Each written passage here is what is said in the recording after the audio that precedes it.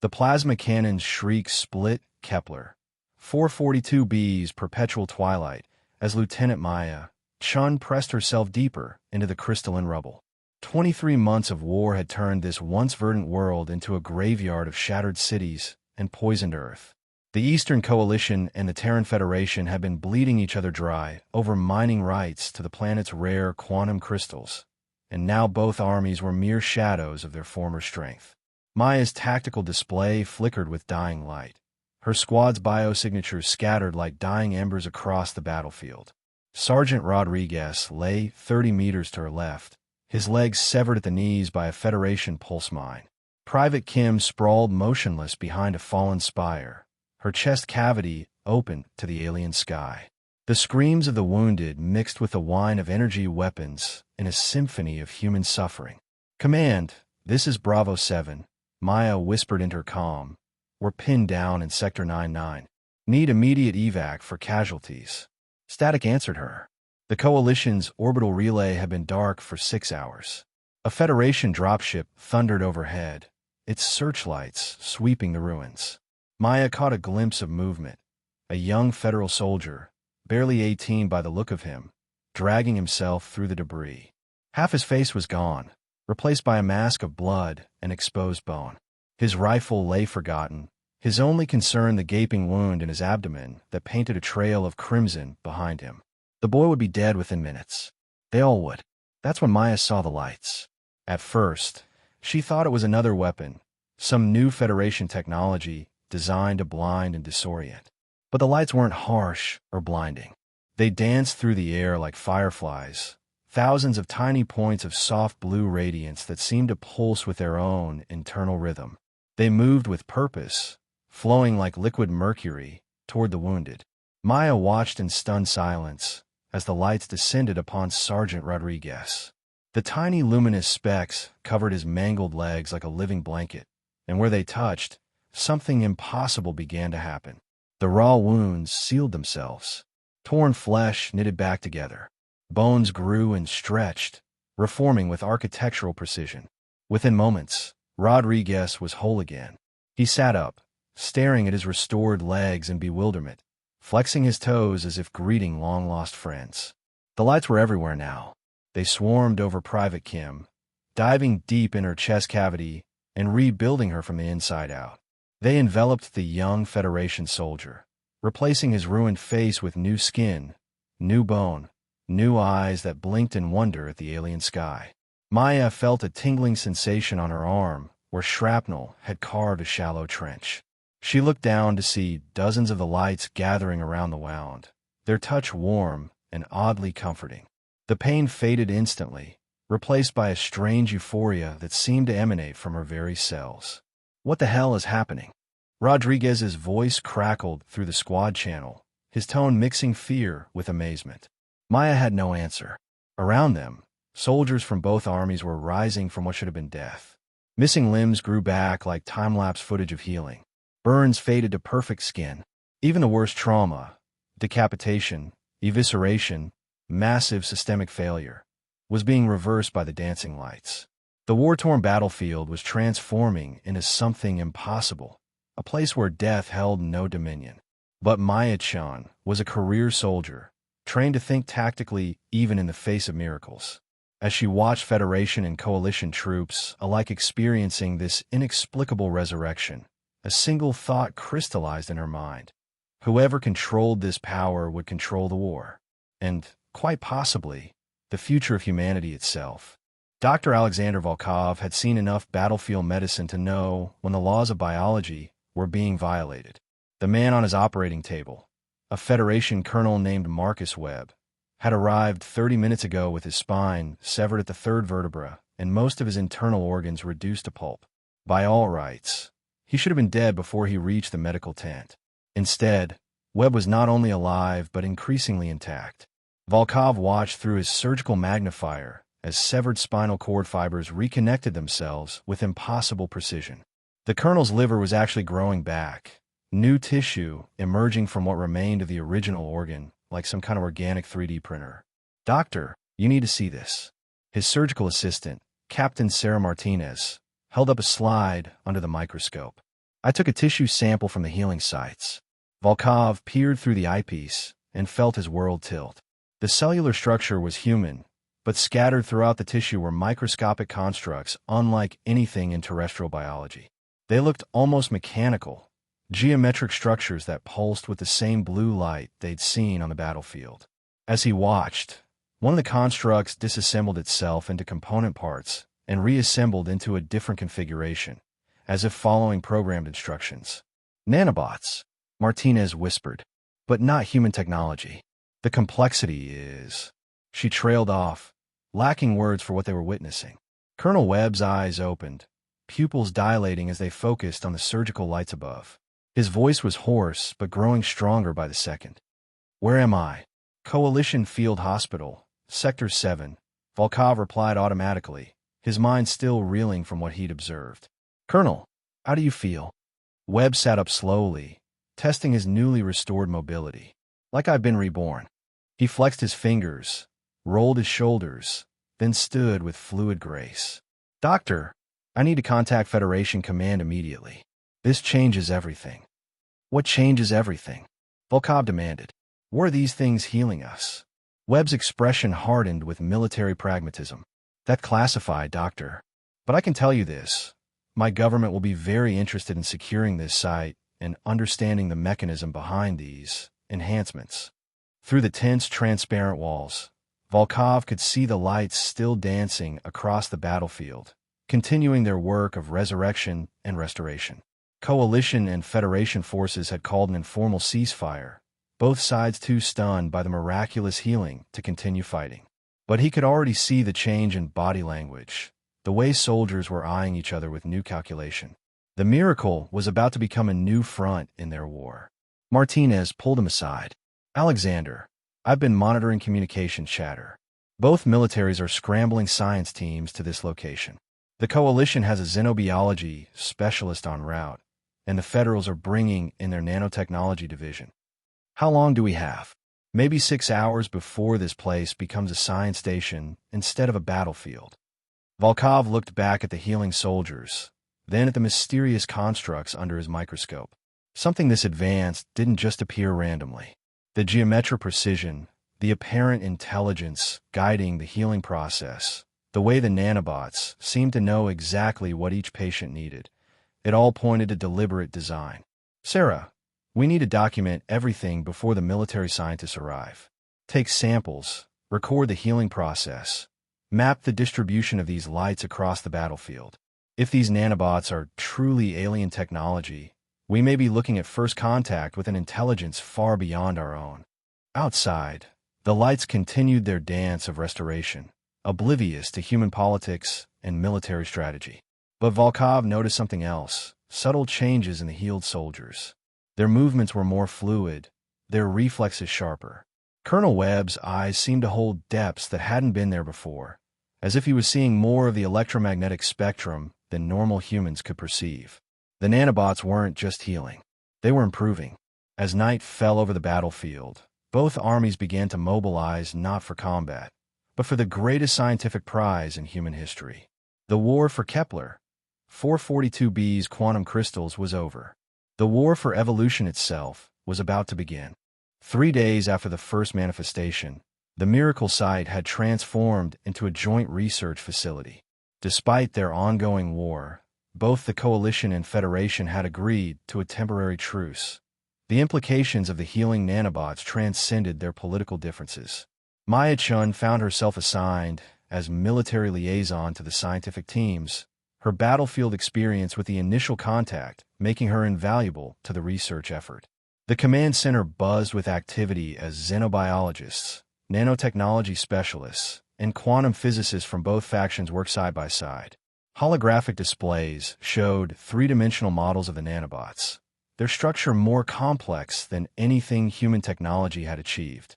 Dr. Elena Vasquez, the Coalition's lead xenobiologist, stood before the main display, her presentation captivating the mixed audience of military personnel and scientists. We've isolated and analyzed over 200 distinct varieties of these constructs. Each type appears specialized for different biological functions: neural repair, bone regeneration, organ replacement, cellular optimization. She gestured, and the hologram rotated to show the internal structure of a single nanobot. The manufacturing precision is beyond our current capabilities.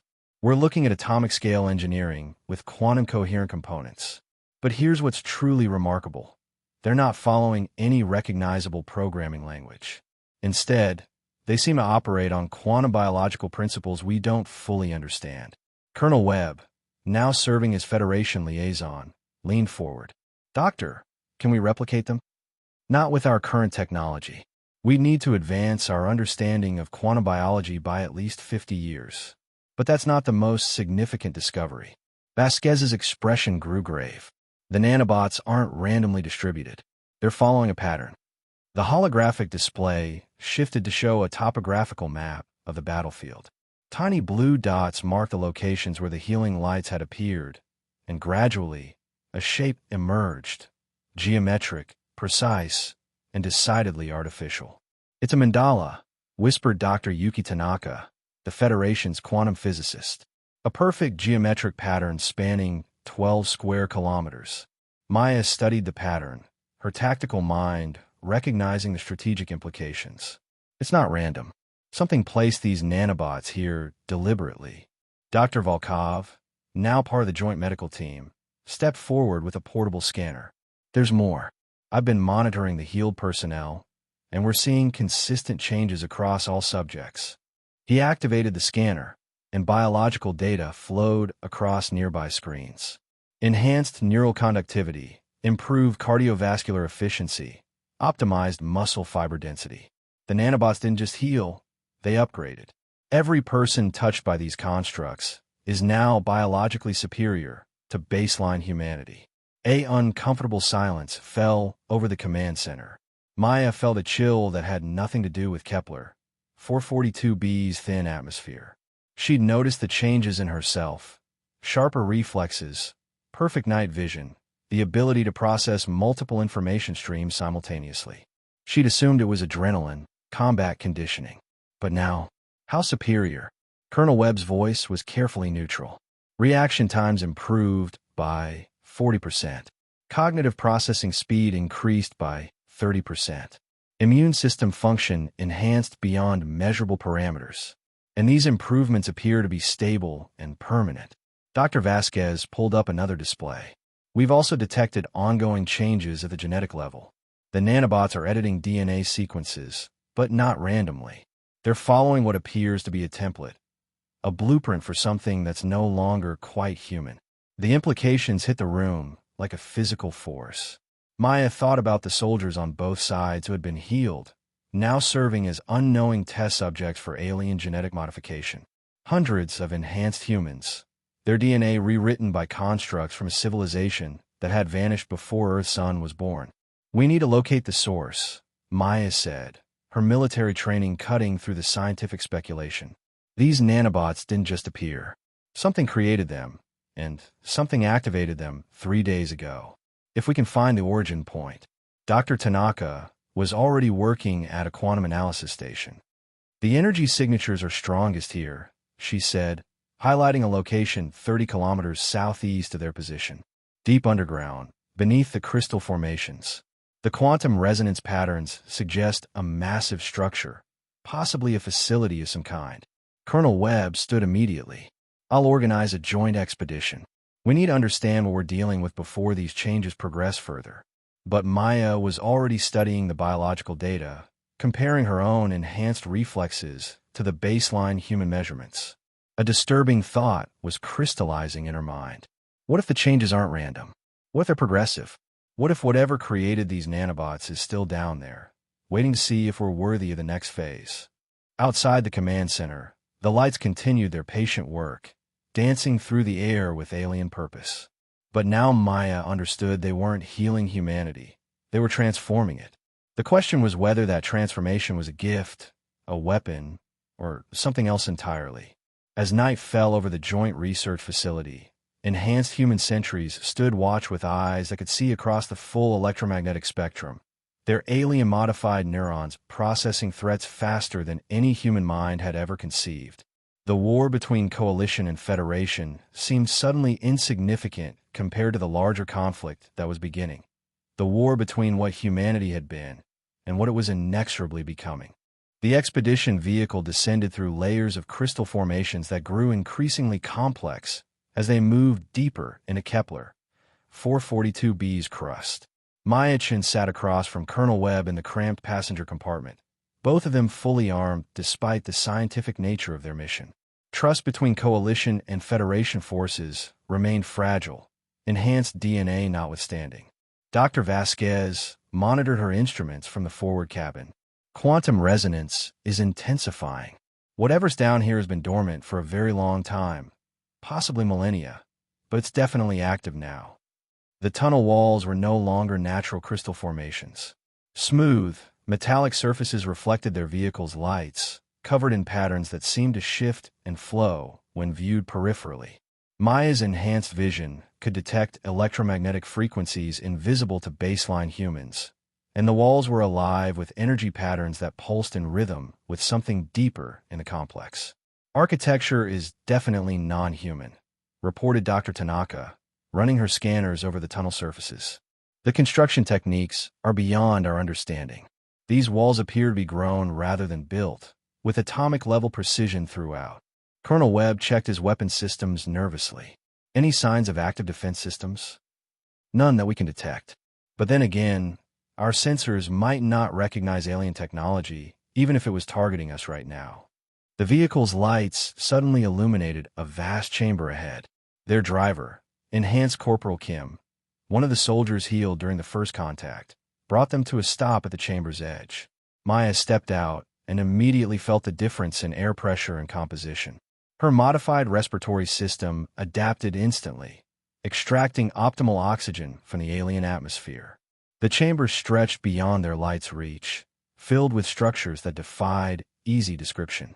Towering spires of crystalline material pulsed with internal light, connected by flowing bridges that seemed more organic than architectural. Everything was designed on a scale that suggested the builders had been much larger than humans, or perhaps simply thought in terms of vastly different spatial relationships. "My God," Dr. Vasquez whispered, her scanners recording everything. "This facility predates human civilization by orders of magnitude. The quantum signatures suggest it's been here for at least 50,000 years." Maya's tactical instincts were screaming warnings, but her enhanced senses detected no immediate threats. Instead, she felt something stranger, a sense of recognition, as if her modified neurons were responding to patterns in the alien architecture that spoke to some deeper level of understanding. There, Dr. Tanaka pointed toward the chamber's center, where a spiral ramp led down to a lower level. The quantum resonance is strongest in that direction. As they descended deeper into the facility, the alien technology became increasingly active. Lights began flowing along the walls in response to their presence, and structures that had seemed dormant started to hum with awakening energy. Maya noticed that the nanobots in her bloodstream were responding as well. She could feel them increasing their activity, as if preparing for something. The spiral ramp opened onto a circular chamber dominated by a massive crystalline structure at its center.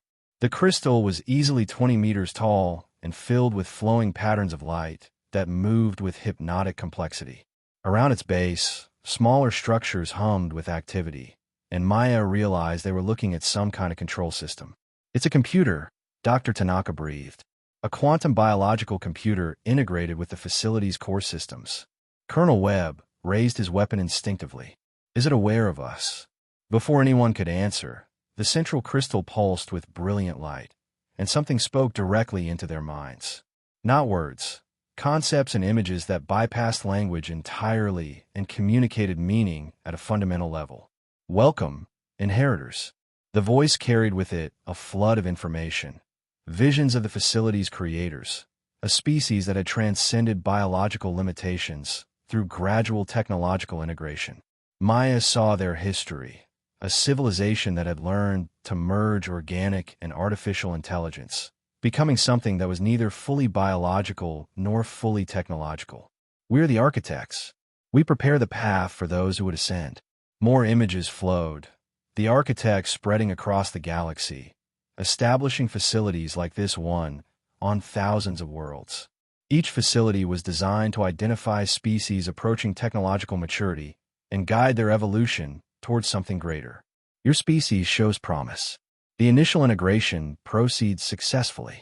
Maya felt a chill as she understood the full scope of what was happening. Humanity hadn't discovered the nanobots by accident. The architects had been monitoring human development, waiting for the right moment to begin the transformation process. Dr. Vasquez stepped forward, her scientific curiosity overriding her fear. What are you turning us into? The crystal pulsed again, and new visions filled their minds. Humans with capabilities that transcended current biological limitations.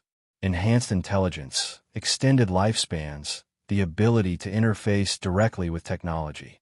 But also something more fundamental, a shift from individual consciousness to something approaching collective awareness.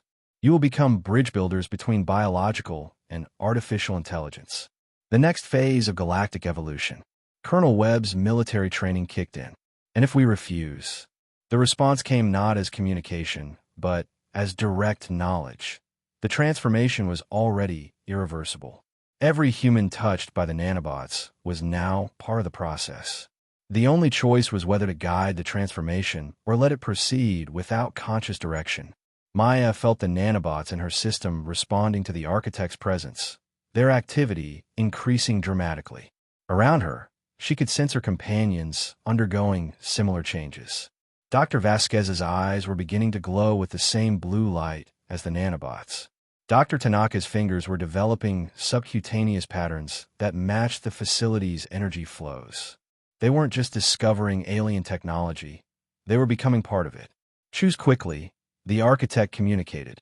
Others of your species approach this place. The transformation cannot be stopped, but it can be directed. Will you guide your people's ascension, or will fear drive them to destroy what they cannot understand? Through the facility's sensors, Maya could perceive Coalition and Federation forces massing above ground. Both militaries had decided that the alien technology was too dangerous to leave uncontrolled. They were preparing to destroy the entire facility, along with everyone inside it. The war for humanity's future was about to begin, and Maya realized that she and her companions had become something that neither fully human nor fully alien. They were the bridge between what humanity had been and what it must become, assuming they could survive long enough to complete the transformation. The war room aboard the Coalition carrier Determination buzzed with tense energy as Fleet Admiral Sarah Chun reviewed the tactical situation. Maya's communicated reports from the alien facility had reached both militaries simultaneously, and the implications had shattered the fragile cooperation between Coalition and Federation forces. The contamination is spreading, reported General Morrison via holographic link from the Federation command ship. We now have over 300 enhanced personnel across both our forces. They're displaying loyalty patterns that don't align with their original military oaths. Admiral Chen studied the biological data, scrolling past her screens. Her daughter Maya was among the enhanced, and the changes documented in her reports were both fascinating and terrifying. General, are you suggesting our people are being mind-controlled? I'm saying they're no longer entirely human, Sarah. The nanobots are rewriting their basic neural architecture. We can't predict their behavior patterns or trust their decision-making processes. On the surface of Kepler 442b, the situation was deteriorating rapidly. Enhanced soldiers from both sides were beginning to demonstrate capabilities that made their baseline human commanders nervous. Enhanced Coalition Marines could coordinate their actions without verbal communication, moving with perfect synchronization as if sharing a collective consciousness. Federation troops displayed similar behaviors, but more disturbing was their apparent reluctance to follow orders that conflicted with what they termed the greater optimization. Dr. Elena Vasquez, now displaying visible signs of transformation with subcutaneous light patterns spreading across her arms, stood before a mixed assembly of enhanced personnel in the Joint Research Facility. Her voice carried harmonics that seemed to resonate directly with the enhanced nervous systems of her audience. We're being offered a gift that transcends the petty conflicts that brought us to this world, she said, her eyes glowing with soft blue light. The architects have shown us what we can become, beings capable of bridging the gap between biological and artificial intelligence, of spreading consciousness across the galaxy. Enhanced Colonel Webb nodded. His own transformation now advanced enough that geometric patterns were visible beneath his skin. Our former governments see us as a threat because they can't control what we're becoming. But the truth is, we're evolving beyond the need for their control structures entirely. Maya Chun, monitoring the situation from deep within the Architect facility, felt the growing division among human forces like a physical pain. Her enhanced senses could perceive the electromagnetic signatures of both transformed and baseline humans above ground, and the patterns told a story of increasing polarization. Through her connection to the Architect communication system, she could feel the consciousness of her transformed colleagues, not as individual minds, but as components of something larger and more complex. The collective awareness was seductive, offering knowledge and capabilities that individual human consciousness could never achieve. But it also meant the end of humanity as they had known it. The division was anticipated. The Architect presence communicated to her. All species face this choice at the moment of transcendence. Some embrace the path to greater awareness. Others retreat into the comfort of their limitations. But they're still human, Maya responded, her thoughts carrying more emotional resonance than the Architects seemed to understand. They're afraid because they're watching their species die. Death and birth are the same process viewed from different perspectives. Your species is not dying. It is becoming. Above ground, Admiral Chun was making the hardest decision of her military career. All units, prepare for orbital bombardment. Target the alien facility and surrounding areas. We cannot allow this contamination to spread further. The order sent shockwaves through both military hierarchies.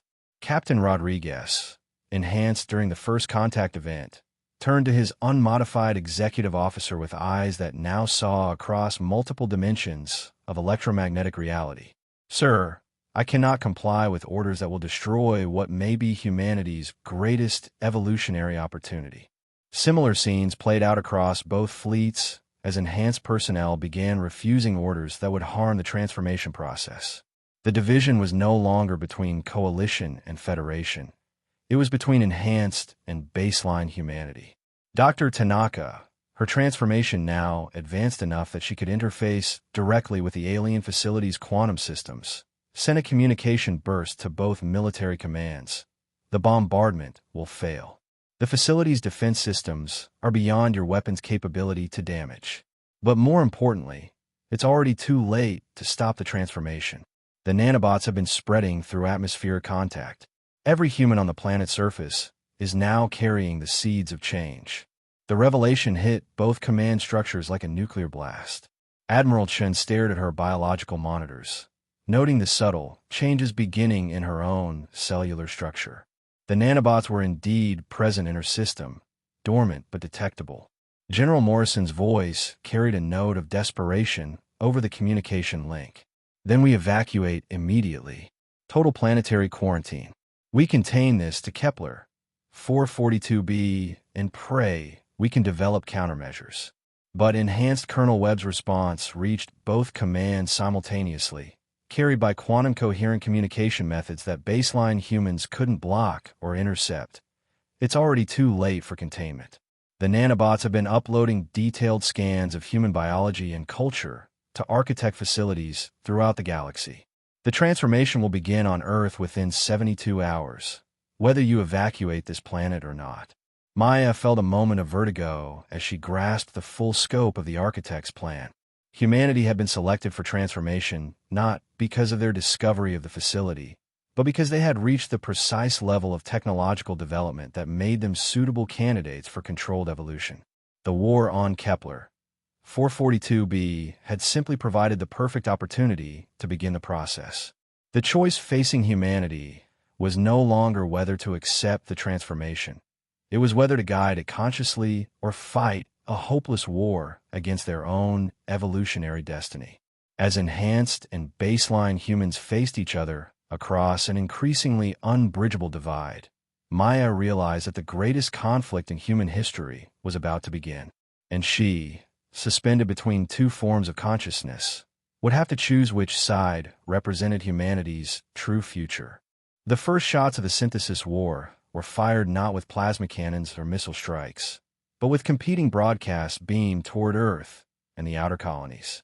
Enhanced humans, now calling themselves the Evolved, transmitted detailed documentation of their transformation alongside philosophical arguments for voluntary participation in humanity's next evolutionary phase.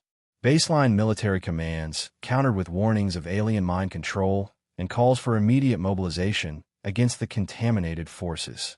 Maya Chen stood in the Architect facility's central chamber, her own transformation now advanced enough that she could perceive quantum probability streams flowing through the crystalline structures around her. The facility had become a sanctuary for the Evolved, its alien defenses easily repelling orbital bombardment attempts from both Coalition and Federation fleets. Through her enhanced senses, she could monitor the growing conflict on multiple levels simultaneously. On the surface, baseline human forces were establishing hardened positions around the facility, their commanders convinced that destroying the alien technology would halt the transformation process. In orbit, enhanced crew members were taking control of key ship systems, their collective intelligence allowing them to coordinate actions across vast distances. But the most significant battlefield was emerging on Earth itself. Dr. Vasquez, her transformation now so complete that she seemed more energy than matter, shared Maya's expanded consciousness as they observed global communications networks.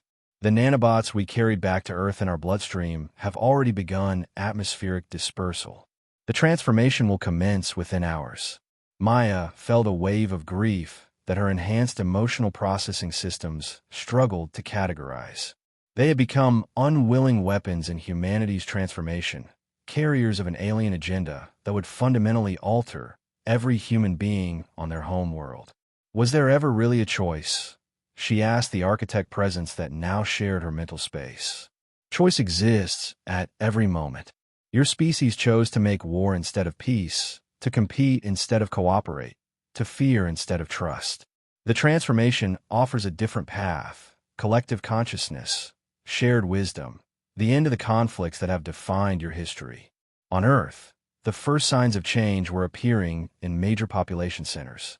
People exposed to the atmospheric nanobots were experiencing rapid healing of chronic ailments, enhanced cognitive function, and the gradual development of telepathic abilities. But they were also beginning to question the authority structures that had governed human society for millennia.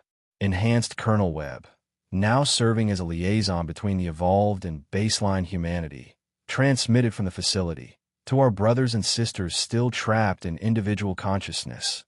We are not your enemies. We are what you will become.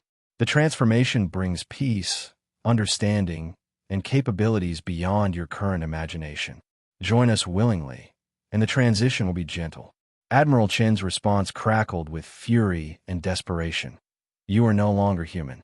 You are infected with alien technology that has destroyed your capacity for independent thought. Humanity will resist this invasion, no matter the cost. But resistance was proving increasingly difficult. Enhanced personnel were present throughout both military hierarchies, and their collective intelligence allowed them to anticipate and counter baseline human strategies before they could be implemented. Worse, many baseline humans were beginning to view the transformation as desirable rather than threatening. Maya watched through the facility's sensors as crowds gathered in Earth's major cities, demanding access to transformation centers that the Evolved were establishing. The nanobots' atmospheric dispersal meant that everyone would eventually be affected, but voluntary cooperation would accelerate the process and reduce the psychological trauma of change. On Kepler 442b, the divide between Evolved and baseline humans was becoming militarized. Admiral Chun had established a command bunker 50 kilometers from the facility, surrounded by defensive positions manned by carefully screened baseline personnel. General Morrison commanded a similar installation on the planet's opposite hemisphere, and both leaders were coordinating a desperate plan to destroy the facility using nuclear weapons delivered by enhanced resistant automated systems. They're going to try to detonate fusion warheads in the facility's core, Maya reported to her fellow Evolved. Her connection to the Architect's systems allowed her to monitor human military communications with perfect clarity. Enhanced Dr. Tanaka, now more quantum consciousness than physical form, pulsed with amusement. Let them try. The architects designed these facilities to withstand stellar-scale events. But more importantly, destroying this facility won't stop what's already begun. The transformation is now self-sustaining. Maya felt the truth of that statement resonating through her expanded awareness. The nanobots had been designed to replicate themselves using raw materials from any technological civilization. Earth's industrial infrastructure was now being converted to mass-produce the microscopic agents of change, guided by collective human consciousness that was learning to interface directly with architect technology. But she also perceived something that her fellow evolved seemed to be missing: the profound trauma that baseline humanity was experiencing. Their entire species was being transformed against their will, forced to surrender individual consciousness in favor of collective awareness. The resistance wasn't just military, it was existential. We need to find a middle path, Maya transmitted to the architect presence. Forced evolution will destroy what makes humanity valuable, but refusing evolution will leave them trapped in cycles of conflict and limitation. What do you propose, Bridge Builder?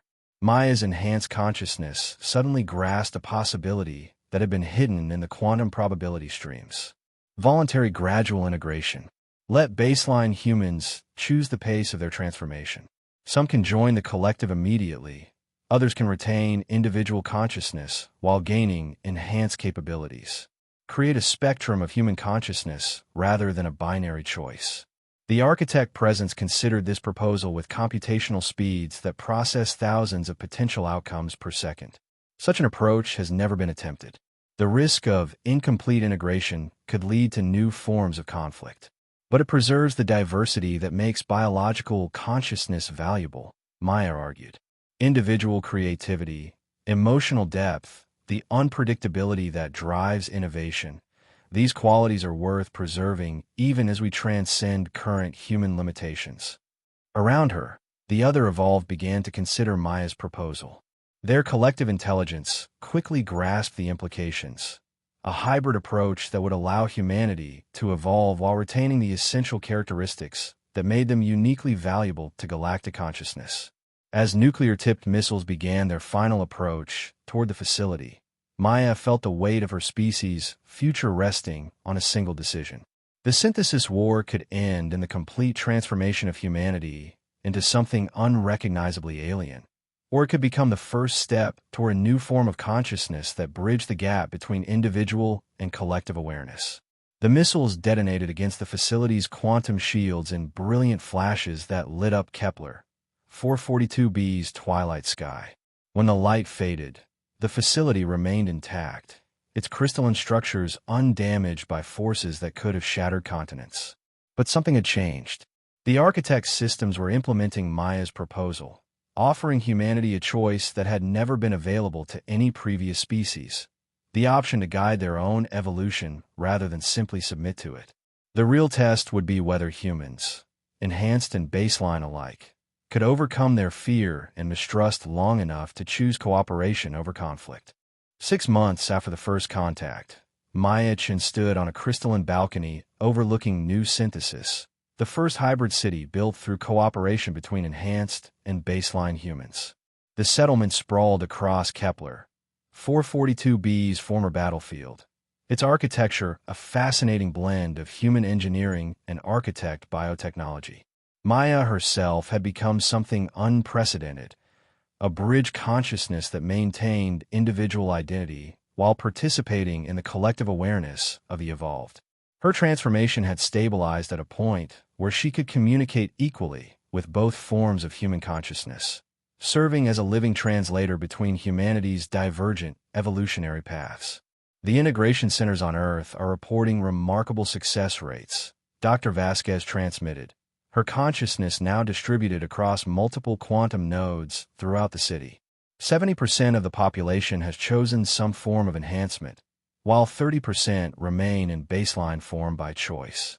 Maya nodded, her enhanced senses monitoring the city's collective emotional state. The hybrid approach had not eliminated conflict. Enhanced and baseline humans still struggled with fundamental philosophical differences about the nature of consciousness and free will. but it had channeled that conflict into constructive directions. Admiral Chun, who had undergone partial enhancement to better understand the threat she had been fighting, approached Maya's position. Her transformation was minimal, enhanced cognitive processing and extended lifespan, but retention of individual consciousness and human emotional patterns. The Earth Council wants a full report on the long-term implications of the transformation, the Admiral said. Political structures are adapting to accommodate enhanced participation, but we're seeing fundamental changes in how human society functions. Maya accessed the data streams flowing from Earth through quantum-coherent communication networks. The transformation had indeed revolutionized human civilization. Enhanced individuals could solve complex problems through collective processing that made traditional research and development obsolete. They had eliminated scarcity through perfect coordination of resource distribution. Diseases were becoming extinct as nanobots repaired genetic damage at the cellular level. But baseline humans were carving out their own roles in the new society. Their emotional spontaneity and creative unpredictability were proving essential for artistic endeavors and innovative thinking. They served as a reservoir of human experience that prevented the enhanced from losing touch with their biological origins. "It's working," Maya replied, her words carrying harmonics that conveyed complex emotional subtext to both baseline and enhanced listeners. "We're becoming something new while remaining fundamentally human." Colonel Webb, whose transformation had progressed to the point where he existed primarily as a quantum consciousness interfacing with biological substrates, joined their conversation. "The architects are pleased with humanity's unique approach. They've transmitted invitations for us to visit other species undergoing similar transformations throughout the galaxy." Maya felt a thrill of anticipation that resonated through her hybrid consciousness. Humanity was not alone in facing the choice between individual and collective awareness. Other species on distant worlds were grappling with similar evolutionary pressures, guided by architect facilities similar to the one on Kepler 442b. "We could become galactic ambassadors," she realized. "Our hybrid approach might be the key to helping other species navigate the transformation without losing their essential identity." Through the city's sensor networks, Maya observed daily life in new synthesis. Enhanced children played games that involved manipulating quantum probability fields, while baseline children delighted in activities that required spontaneous emotional responses. Mixed families, some members enhanced, others baseline, had developed new forms of intimacy that bridged the gap between individual and collective consciousness. The transformation had not created perfection, but it had created possibility. Dr. Tanaka, her consciousness now so distributed that she existed primarily as information patterns flowing through the city's quantum infrastructure, pulsed with excitement. "We're receiving transmissions from the Andromeda Galaxy. There are species there who have been enhanced for millions of years, civilizations that have transcended the need for physical form entirely. They want to establish contact." Maya felt a moment of vertigo as she grasped the true scope of what humanity had joined. The transformation was not an end, but a beginning. The first step toward participation in a galactic community of consciousness that spanned multiple galaxies and included intelligence forms beyond current human comprehension. But she also felt the weight of responsibility that came with this knowledge. Humanity's hybrid approach to enhancement was unique in galactic history. Most species either accepted complete transformation or fought it until they destroyed themselves. The middle path that Maya had proposed was working, but it required constant vigilance to prevent it from fragmenting into irreconcilable factions. "We need to document everything," Maya said, her words carrying through both quantum and electromagnetic communication channels to reach every consciousness in the city. "Our experience could be the template for peaceful enhancement of every species in the galaxy." As Kepler 442b's twin suns set over new synthesis, casting alien shadows across humanity's first hybrid city, Maya felt the future stretching out before them like an infinite web of possibility. They had survived the synthesis war not by choosing sides, but by refusing to accept that sides were necessary. Humanity was no longer a single species, but it was still recognizably human. Enhanced and baseline, individual and collective, biological and technological. They had become a bridge between different forms of consciousness, living proof that evolution could preserve the past while embracing the future. The real adventure was just beginning. 1 year after first contact, Maya Chun stood in the observatory of new synthesis, her consciousness simultaneously present in her biological body and distributed across the quantum networks that now connected human settlements throughout the galaxy. Through her enhanced senses, she could perceive the growing community of hybrid civilizations that humanity was helping to create. On Earth, the transformation had stabilized into a rich ecosystem of consciousness types. Some humans had chosen full integration with the collective awareness, becoming pure information entities capable of processing reality at quantum scales. Others maintained completely baseline biology, serving as guardians of human emotional and creative heritage. But most, like Maya herself, existed somewhere along the spectrum between individual and collective awareness, able to participate in both forms of consciousness as circumstances required. The hybrid approach had not solved all of humanity's problems. Enhanced and baseline factions still disagreed on fundamental questions of governance, resource allocation, and social organization. But they had learned to channel their differences into productive collaboration rather than destructive conflict. The Tau Ceti delegation has agreed to implement hybrid transformation protocols, reported Enhanced Colonel Webb, his consciousness manifesting as patterns of light that dance through the observatory's crystalline structures. They're the 15 species to choose our approach over complete assimilation. Maya felt a deep satisfaction resonating through her hybrid awareness.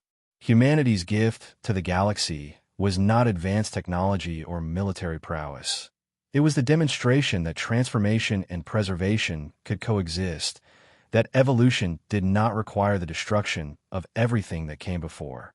Through quantum-coherent networks, she could sense the presence of thousands of species undergoing their own enhancement processes. The architects had been guiding galactic evolution for millions of years, but humanity's hybrid approach was creating new possibilities they had never considered. Dr. Vasquez's distributed consciousness pulsed with excitement as she shared new data from deep space observations. We're detecting architect facilities in distant galaxies, millions of them, all supporting different approaches to consciousness enhancement. The universe is becoming a laboratory for exploring every possible form of awareness. Maya expanded her perception to encompass the growing network of enhanced civilizations. What she saw took her breath away. A vast garden of consciousness forms, each species contributing unique perspectives to an ever-expanding collective understanding of reality. Some civilizations had transcended physical form entirely, existing as pure information in quantum substrates.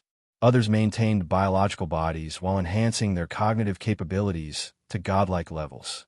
Still others, following humanity's example, maintained spectrum diversity that preserved their species' essential characteristics while embracing transformation. We're not becoming gods or machines, Maya realized, her understanding rippling through the hybrid consciousness network. We're becoming gardeners of possibility, nurturing every form of awareness that can contribute to universal understanding. Admiral Chun, now serving as Earth's representative to the Galactic Consciousness Council, joined Maya's contemplation. Her partial enhancement allowed her to participate in collective discussions while maintaining the emotional clarity that helped baseline humans navigate the new reality. The Council is planning the first intergalactic consciousness festival, she reported. Species from Andromeda, the Magellanic Clouds, and 12 other galaxies want to share their enhancement experiences and learn from our hybrid approach. Maya felt a thrill of anticipation that resonated across multiple dimensions of awareness. Humanity had gone from a war-torn species fighting over mineral rights to galactic ambassadors of consciousness diversity in the span of a single year. The transformation had been traumatic and challenging, but it had also been transcendent. Through her enhanced senses, she could perceive her own transformation as part of a vast tapestry of evolutionary change that stretched across the universe. Every species that chose enhancement over extinction, cooperation over conflict, was adding their unique voice to a cosmic symphony of consciousness that grew richer and more complex with each passing moment. The nanobots that had started it all still danced through new synthesis's atmosphere, their purpose now expanded beyond simple biological repair. They were archives of experience, carrying the memories and wisdom of every consciousness they had touched. They were also seeds of possibility, ready to help any species that chose to join the ever-expanding garden of galactic awareness. Maya smiled, an expression that carried through both her biological face and her quantum consciousness manifestations, as she contemplated the future stretching out before them. Humanity had not just survived first contact with alien intelligence. They had transformed it into an invitation to help nurture the infinite diversity of consciousness that was the universe's greatest treasure. The synthesis war was over. The age of infinite gardens had begun, and in the crystalline towers of new synthesis, human children, some enhanced, some baseline, some hybrid, played games that would have been incomprehensible to their ancestors, while learning to appreciate both the collective wisdom of the galaxy and the precious individuality that made each consciousness unique. The future was vast, strange, and more beautiful than anyone had dared to imagine.